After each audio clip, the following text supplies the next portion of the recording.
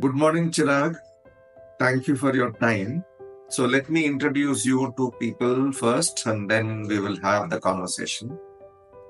So, Chirag, I know you for what, 13 years or 14 years now? And Chirag has been a technologist for close to 20 years. And from technology role, he moved into general manager role. And now he's head of People of Thoughtworks India. And Chirag has introduced quite a lot of interesting people practices and L&D interventions during his journey as a head of people. And Chirag has been in time to think space for last 2.5 years, and he is probably one of the four in India who's certified as both coach as well as facilitator. Thanks, Chirag, again for your time.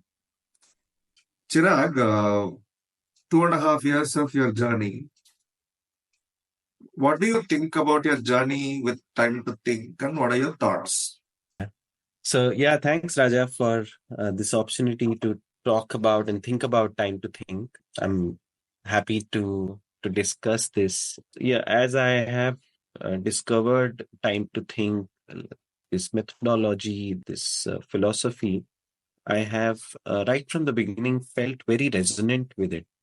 Yeah, I think it was in 2021 when I first got introduced to it, and yeah, especially last couple of years, I have noticed in my organization as well as in just other organizations, just everywhere in today's life, that mm, there are that work has become more and more about meetings, and meetings have become more and more unproductive and tiring and just all consuming. The term Zoom fatigue probably got introduced to the world in about the same time, right? It's in the last 2 years that we've started talking about that as a real issue, and I think a lot of it is a combination of yeah unproductive meetings, people not being able to meet face to face, but also when they meet,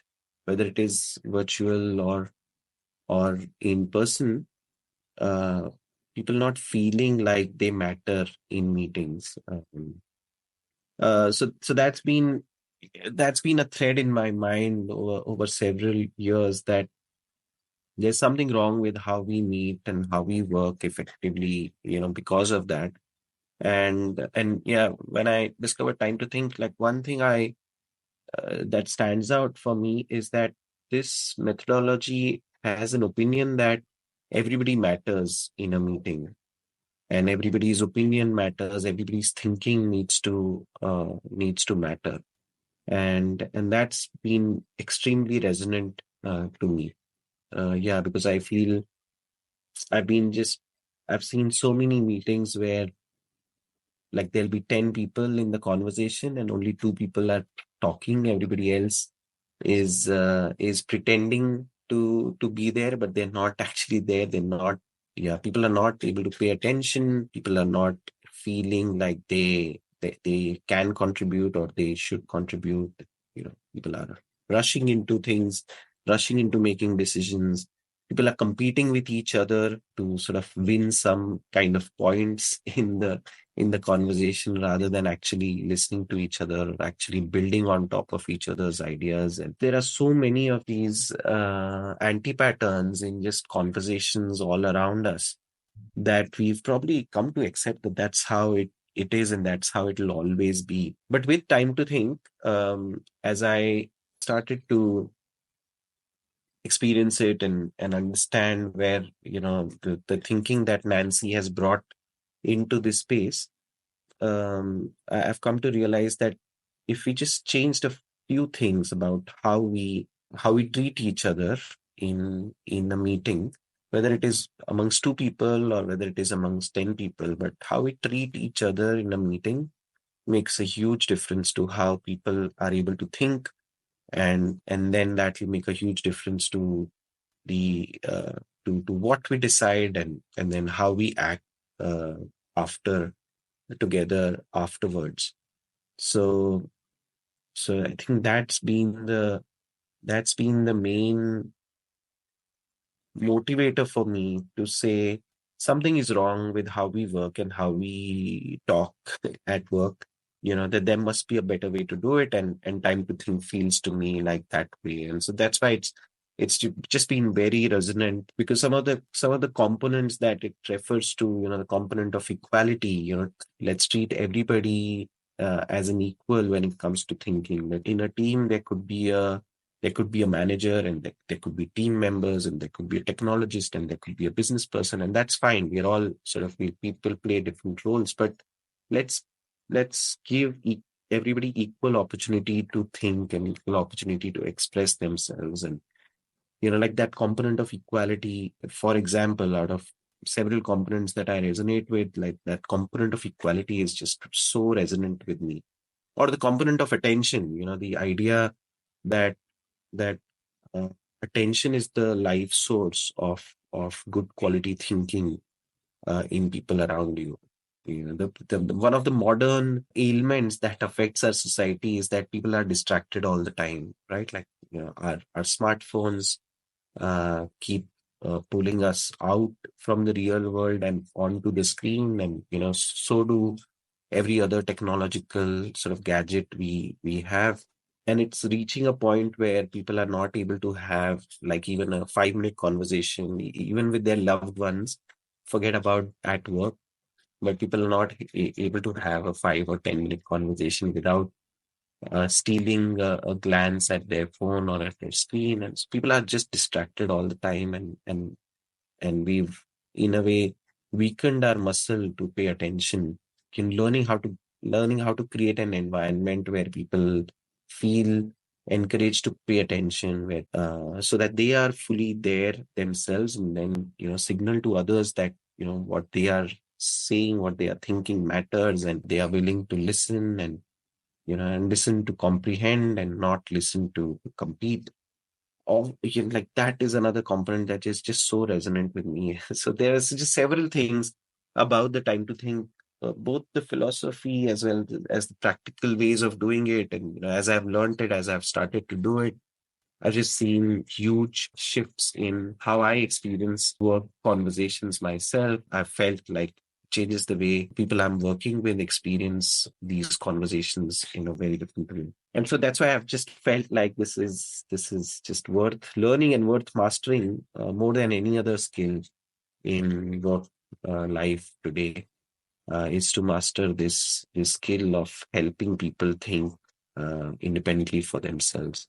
At a high level, Raja, some of my thoughts about why I feel so close to um, time to think.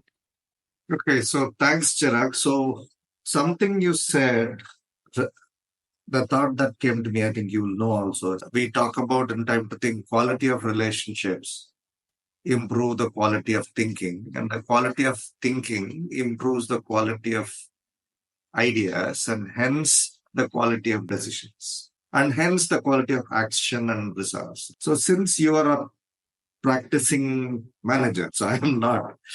So wherever you have used this, it can be a one-on-one or it can be a group. How have you seen it? I've used the time to think sort of method of facilitation quite often over the last couple of years within my team. And our team has been doing some really interesting and really challenging work in sort of driving some very critical changes in the organization over the past couple of years. And while it's exciting at one level to drive change, because you as a team, you have a vision, and you are sort of helping everybody else in the organization get behind that vision, and sort of looking for that outcomes in the long term. But it also can be just really tiring, because driving change isn't easy, and and you face a lot of resistance along the way from the system, so it can also be very tiring and very draining emotionally sometimes for the team. And while the team's been working on difficult projects like that, challenging and ambitious and difficult projects like that, I'm so glad that we've been able to use within our team the uh, time to think based way of facilitating conversations, because then what that has been able to do is it's allowed us to slow down firstly. And that's another one of those modern maladies that we have, right? That we are always in a rush and always looking to be productive and improve our productivity and get things done and knock it out of the park, and like keep wanting to run all the time. And but often good thinking comes from a place where people are calm and composed, and they have been able to and slow down to be able to think well, and then so that then you can accelerate with more clarity about where you're going next. We've been able to slow down our meetings. We've been able to, for example, make sure that we schedule 90 minutes instead of 30 minutes for the meetings that matter.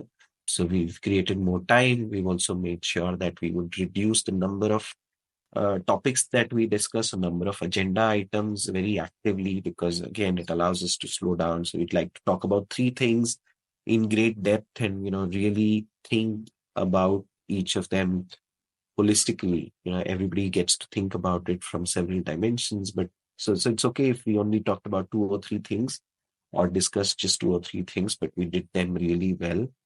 Uh, so we've been able to use like that kind of active prioritization to make sure that we're talking about that we're slowing down, focusing on the right things, most important things, and then doing a deep dive on them rather than trying to address like 15 things and not being able to do any of them well. Yeah, the other thing that we've done very actively, and this is something I am also being very clear about driving, is if you're not careful, today's modern workplace is just full of meetings. Like work is equal to meetings these days, and shouldn't be the case. In our team, we're focused on making sure that we reduce the number of meetings as much as possible. We've beginning to learn and practice asynchronous communication a lot more. Where possible, we write like a quick document and exchange comments on that document. And today's tools like Google Docs and so on will or even audio messages on Telegram and such make it really possible for transactional communication to be done really well in an asynchronous way. And so if you're able to, like we've been able to reduce, let's say, 50% of our meetings, and that allows us to do real work that involves thinking of it, that involves creating something, or that involves developing ideas further. So you're one, free to do more of that work as a team, but two, then you have the time and space to really do those meetings that are the most important, do them really well and take like the extra time for it. There are several of these kinds of games that we've been able to get into our team, thoughtfully applied some of the lessons that I've been learning from time to think. And what it has then done is, I think it just brought everybody much closer together. I think it's felt to me that people on our team have felt more understood. They felt more connected with each other. I've certainly felt that way within my team. I feel more understood. I feel more connected. I feel like we have more resilience as a team. I feel like we have more creativity and more courage as a team because of that connection and because of that sort of sense of understanding amongst ourselves. And so it's brought a whole bunch of benefits, just these ideas of slowing down, discarding urgency, creating equality, focusing on attention. Some of these things that a time to think meeting just exemplifies, they start to pay off. One is to facilitate meetings in those ways, and But once you do, let's say, 5 of those meetings over a month, the other thing that happens is that it just starts to change how people just, even if there isn't a facilitator, people will start to sort of just naturalize that this is how conversations ought to be. People will start to notice that if I'm interrupting somebody when they are talking, then I'm doing a disservice to them and to me. If I'm distracted while I'm in another meeting, then I'm doing a disservice to my own time, and so on. So I think it just changes people's expectation of what good looks like for themselves and for their team, and makes a huge difference to how the team feels at many levels. So, Chirag, now you explain how your team meetings, your team has become better. You also have multiple meetings with multiple stakeholders because of the role you hold. Are there places with your business stakeholders or other functional stakeholders you have been able to use this? How has it gone? So me and my colleague, Chitra, right? So me and Chitra have often structured our meetings with stakeholders, especially those critical meetings, right? Like with stakeholders where we are looking to make some important decisions or looking to reflect on something that was tough. We're looking to retrospect on something because it was an important event.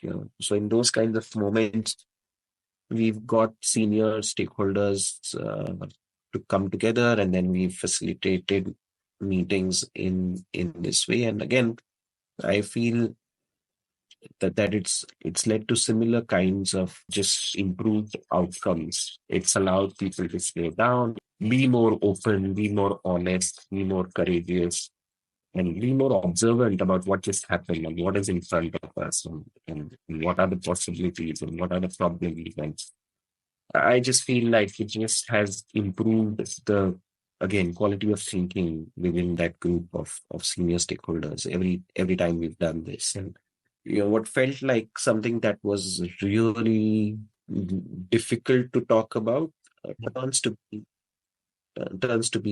yeah, it's still difficult, but turns to be something you can talk about it in a meaningful way, and in a way that doesn't, I guess, both in our own team meetings as well as in our stakeholder conversations. Like, one thing I've noticed that often you'd participate in a long meeting and you'd feel drained at the end of it. You feel like you've sort of done some very heavy work.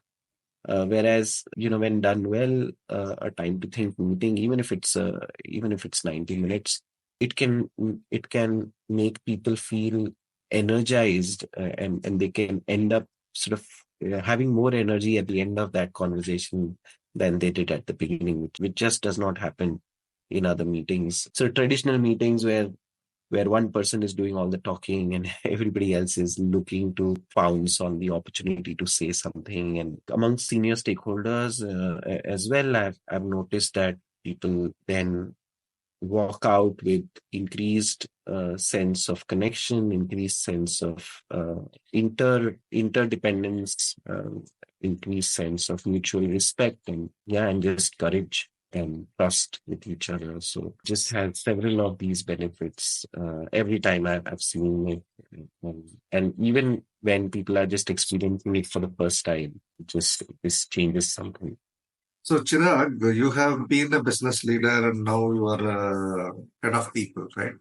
So, whenever we talk about something like a time to think, people will suddenly say, what is the business value, right? What is the ROI? What is the return on investment, right? So from that lens, if you have to look at the last 2.5 years of your practice of time to think with the defined Excel sheet metrics, what would you look at has shifted? May not be great, but obviously, what are the few things that you see? And I've been a software developer and even a project manager, and been part of large teams building complex software for our clients, and that's been my life for the first 15, 20 years of my career. And even then, I have been extremely aware that making sure that people understand what the big picture is, making sure that people understand the different perspectives there are of any issue, of any topics, Like that is the biggest difference between a good team and an ordinary team is the quality of communication that is happening on the team. It doesn't matter what tools you use, what technologies you use. It doesn't matter whether you're using this programming language or that specific framework until you're able to get like communication really right on the team. You'll not get good results while developing software. And I've noticed that to be true in every other kind of work that I've done as well. So whether you're building software or whether you are running like the people functions, it will always be whether you're able to create this environment where people are able to talk to each other and understand each other well and build on each other's ideas and create this shared sense of belonging and connection and so on. So without that, no other outcomes can come, I believe. I don't know if I'd be able to put a number onto it, but I feel just improving the way people interact with these scientific methods on teams just changes everything about how the team works. Like it changes not just the outcomes and results. It's not just about we were X percent more productive or we got X percent more done. I think that is the least that happens. But the real magic is that your own aspirations about what is possible, changes as a team when you have this sense of oneness and sense of connection and when people feel like they understand each other and they understand the big picture and so on, what they're going after itself changes. And then of course then you can start to make progress towards that. And so how do you put a number, right? Like if I were to take a cricket analogy, you could say that earlier we were going at 6 runs per over and now we're going at 9 runs per over. But what if you were to actually just start playing a different game altogether and comes that's the kind of impact this has had, and in my opinion, for my teams, that just allows us to have completely different goals than what we would otherwise have for ourselves. Yeah, interesting analogy, Chirag. So I have a next question is staying with something means that it is something very personally beneficial to each one of us, right? So I assume that apart from what you have learned and used at work with different places, are there things that in this 2.5 years it has shifted you as a person? Yeah, it has. And I think that is the first thing that it has done for me. Like, I think the application of it on work is almost the secondary thing. Yeah. So personally, I have been over the last several years been on this trajectory where I've been trying to regain my ability to pay attention to things and be less distracted. For example, I've been on this journey where I've felt very sharply that I don't want to be controlled by my smartphone. Like, it needs to be a tool for me and I don't need to be a tool for it. And so that's been one of the things that I have been wanting to personally work on and learning about time to think and, figuring out how to bring that to life for myself and for my team has in a way helped me with that goal as well. If I could design a space where, for myself and for my team, where for the next 60 minutes we will shut down our phones, notifications, and we'll not, we'll learn how to ignore that and pay attention to the people in front of us. If I can do that for 60 minutes in a meeting, then I can do that, the rest of the time in the day as well, and I can be in control. Example, being one thing that I'm really happy about. Like today, over the last 2 years, and time to think has been one trigger for it. But over the last 2 years, I have been able to stay away from news. That I have been stay away from all kind of social media and Twitter and TikTok and all that stuff that seems to be designed to keep distracting me and to keep sort of pulling me out of my real world, get me involved in some superfluous conversation about what happened today or what somebody said and what somebody else said about what somebody else said.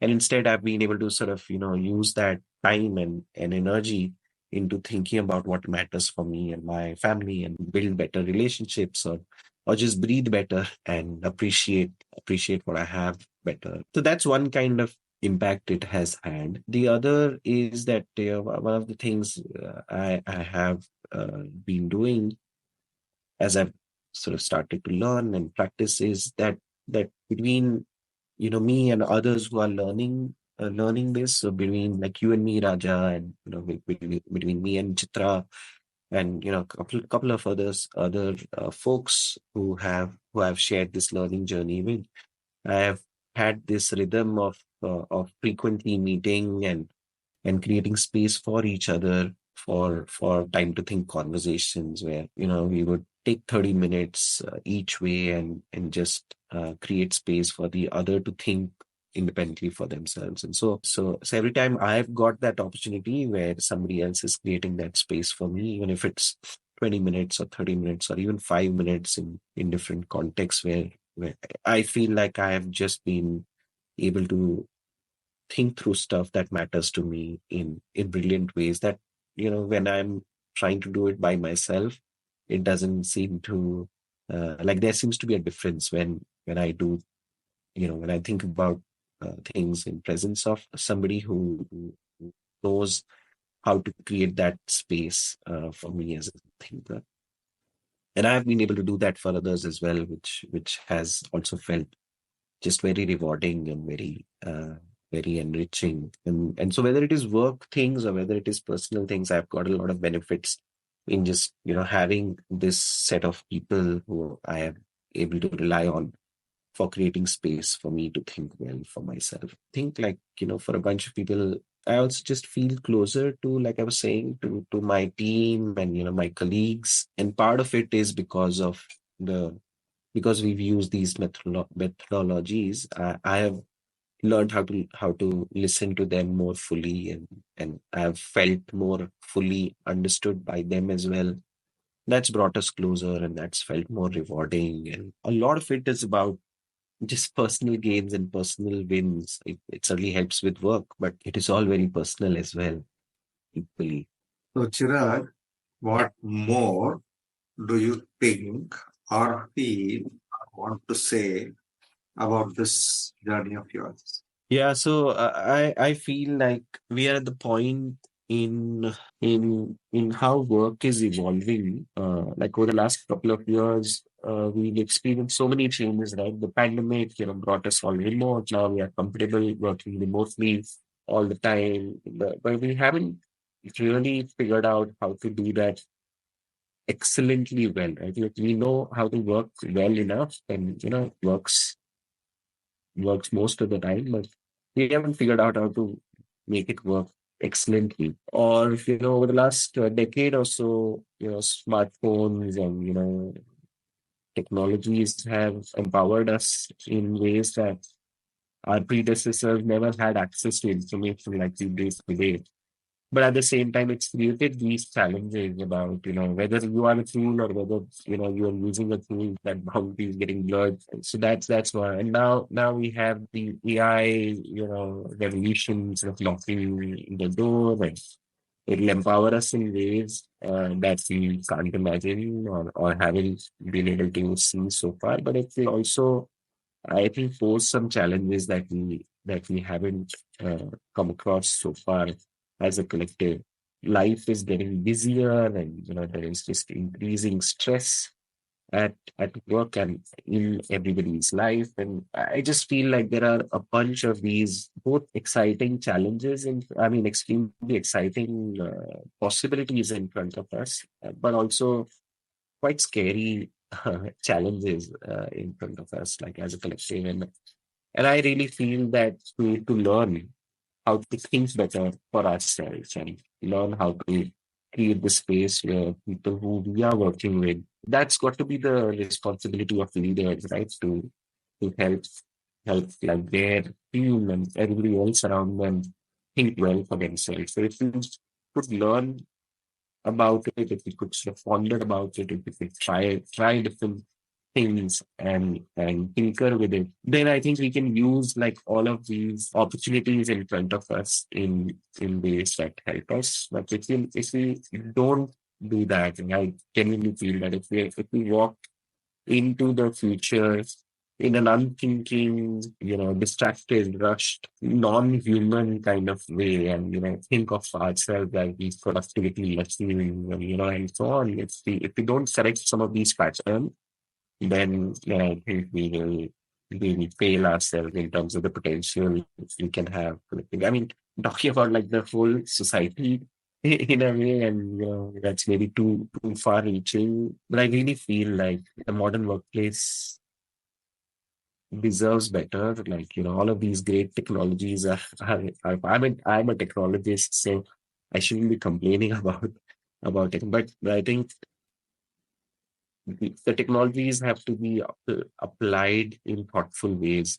And I think we have to learn and relearn what it means to be thoughtful and what it means to create space for other people to be thoughtful. Like I'd love to figure out a way in which there's a future, let's say 10 years from now, where more and more people are aware of these ideas and have practiced it and have become good at it, and thus are able to just create better spaces for themselves and for people around them, to be able to think well and to be able to listen well, and thus create better environments, work environments, and thus better business results for themselves. So that's my dream, and if I can play a part in it in some way, for people around me, then that will be very satisfying for me.